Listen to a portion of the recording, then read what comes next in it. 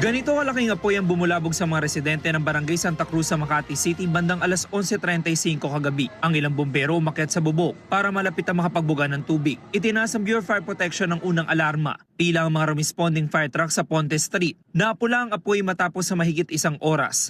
Si Michelle Rose kauuwi lang galing sa Zumba. Patulog na raw sana siya nang gumamit ng banyo sa ikatlong palapag. Pagbaba ko ng second floor, naamoy ko na yung sunog. So ginising ko na yung anak ko, yung mga kapatid ko. Yung pinababa ko na yung anak ko kasi sobrang ang lakas na. Nakita nila yung may mga nagiinuman diyan sa baba. Pagkakita nila doon sa may bintana, ayun na yung sunog. Biglang lumabas na sa bintana yung sunog. Si Joel naman nasa biyenan niya na mangyari ang sunog. Pagka-uwi niya malaki na ang apoy, iilang gamit lang ang kanilang naisalba. Sa baba lang pong gamit, pero sa taas, wala na po. Walang damit, talaga wala.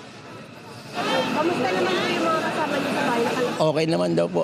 Tinawagan ko naman, nasa kabilang bahay na. Nasiguro po namin na nakalabas po lahat ng mga bata at saka magulang. Wala pa kaming motibo kung anong pinagmulan ng sunog eh. Ayon sa BFP, 3 bahay ang nasunog. Apektado ang 5 pamilya, katumbas na 18 individual.